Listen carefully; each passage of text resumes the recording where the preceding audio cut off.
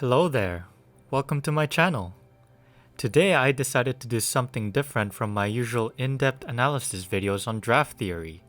Today, I'm going to look over a replay from a friend of mine who is a Vladimir one-trick with 127 games played on the champion and a 57% win rate in Gold 2. Now you might be thinking, how is it possible to have a decent win rate on the champion but still be in Gold? Well, why don't we watch the replay together and find out for ourselves? Before we begin the VOD review itself, I need to share the most important tip that everyone should conceptually understand before jumping into the game. And that tip is to know the purpose and win conditions of your champion and of the opposing players. In this case, Methmorph is playing as Vladimir and he is facing Catarina in the mid lane. Let's talk about these two champions. So what is Vladimir's purpose in this game? Vladimir wants to burst down whoever he can and safely get away with it. He's the type of champion to dive into the thick of the teamfight, kill one or two people with his full combo, and make it out alive. And because that is Vladimir's purpose in the game, then what are the best things he can do to fulfill that purpose against Catarina? These are what we know as win conditions. There are 3 win conditions Vladimir has to satisfy in order to fulfill his purpose. Number 1, he should reach his 3-item power spike that would give him 40% cooldown reduction by the 20-minute mark.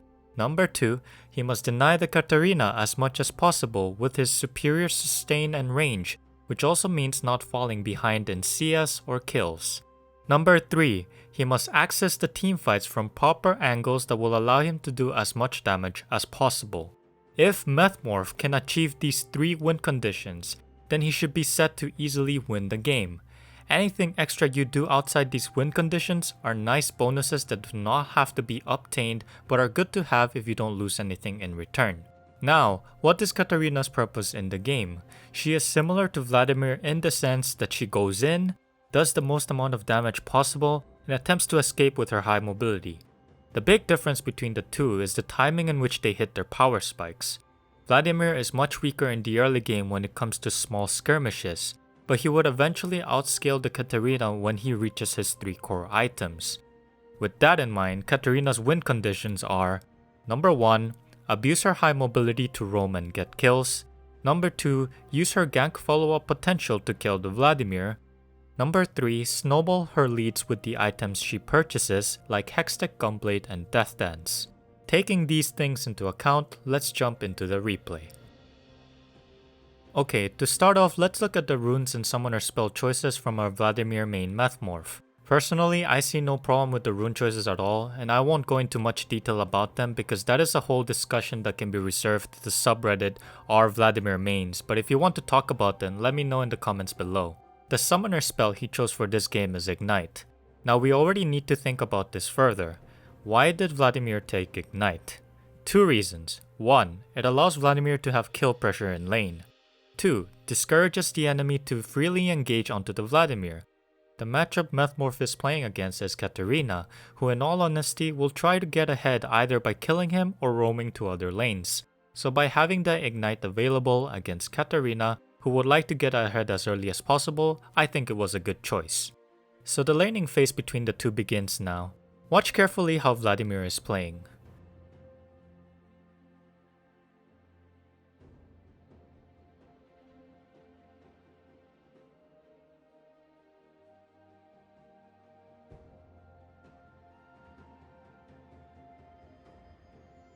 Already from the get-go, did you find anything weird with how he played there? Vladimir has a range advantage over Catarina, and he also has his Q which heals him back, so why is he playing so passively? This is the first mistake you should take note of. If you are playing against a melee champion at level 1, when they are practically harmless like a Zed, Fizz, or Echo, you must abuse the range difference to your advantage.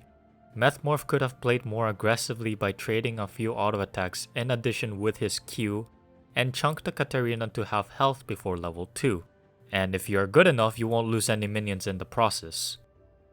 But anyways, let's move on.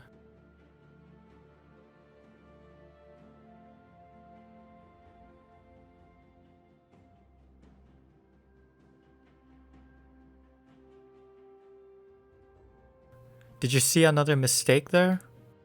Vladimir allowed the Catarina to reach level 2 first and harass him. This is unacceptable behavior from the Catarina. She should not be allowed to do this, especially in a ranged matchup. How did she reach level 2 first? Well, all of this comes down to wave management. If Methmorph pushed the minion wave with auto attacks and secured a minion advantage, then he would have reached level 2 first and also created a slow push, which would make it very hard for Catarina to freely harass or take CS. What happens instead though is Catarina manages to create the slow push herself, which is not ideal for Vladimir at all because he can't use his range advantage anymore to harass. There would be too many minions that would aggro on him, and considering the high cooldown of his Q during the early levels, there isn't enough sustain to help the Vladimir regain all of his HP. So in order to prevent that from happening, Methmorph should let the wave quickly crash to his turret to regain control. Fast forward a bit.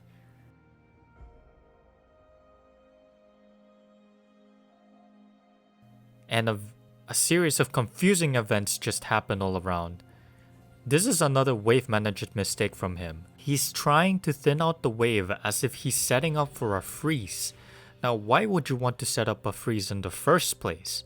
A freeze is set up because you want to deny your opponent minions or kill pressure, and this is done by holding the wave at a distance where the turret would protect you from jungle ganks or 1 vs 1 engages. Freezes can also be helpful if your champion can ideally follow up on a gank since the wave is near your turret. Freezes, however, only work if the champion you're playing as has a reliable way to hold the freeze, which in this case Vladimir does not. Vladimir can start freezing once his Q cooldown is lower, but at this stage in the game, there is no feasible way to maintain the freeze with his low sustain and high cooldown paired with Catarina's wave clear.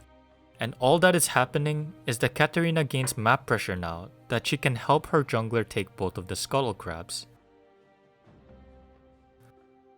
So yeah, you shouldn't be trying to set up a freeze against this matchup. You should be trying to press your range advantage, especially during the early levels against Catarina, who should theoretically be weak until level 6 when she starts to do a lot of damage with her ultimate. And if you're afraid of getting ganked by Volibear, come on, it's Volibear Catarina. Both of these champions don't have a reliable way to apply CC and kill you, especially if you have summoner spells up.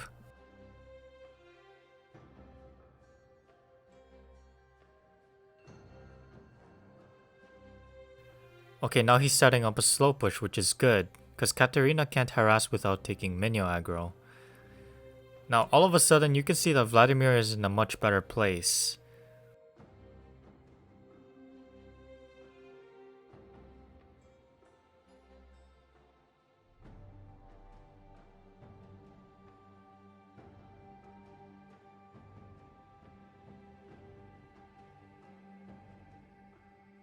Oh, mechanical mistake there.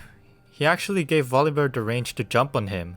He could have kept walking, warded the bush and flashed over to get the kill and also run away with his life, but 1-for-1 trade isn't too bad.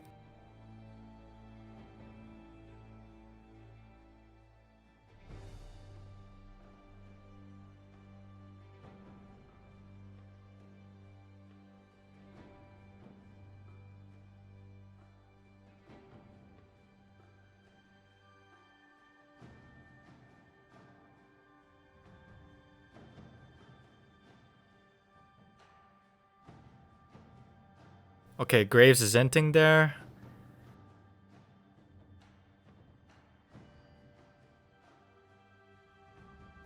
The wave is at a good spot for Vladimir, but he should harass her better. Save your skills for when she jumps on her daggers.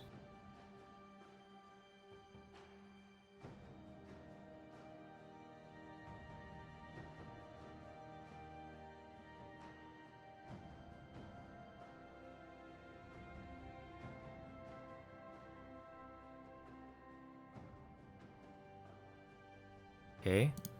He recalls at a good timing when the wave is crashing to Catarina's turret, so he doesn't lose any minions in the process. This is very good.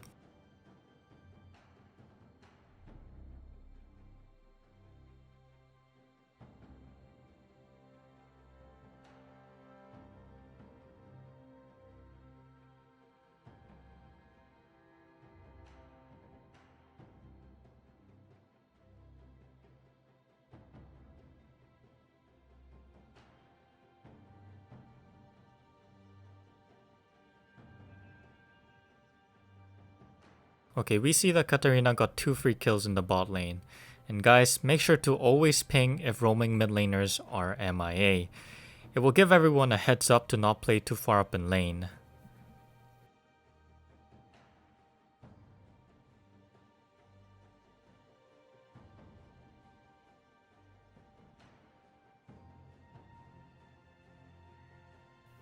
Anyways, Catarina returned from her expedition and oh damn, that went absolutely horrible. Huge mistake from Methmorph. That gank should not have worked at all, especially against 2 champions that lack any form of reliable CC to kill Vladimir. He did not pay attention to where his jungler was, and now pays the price for playing towards the right pocket of the mid lane. If you have all of the vision necessary to play towards the left pocket, then you should do so. Now Catarina and Vladimir have the freedom to pressure other lanes, they can take your jungle camps, or even start Herald and Dragon. Mistakes like these will cost you the game, especially the higher elo you go. There should have been no reason to ward there.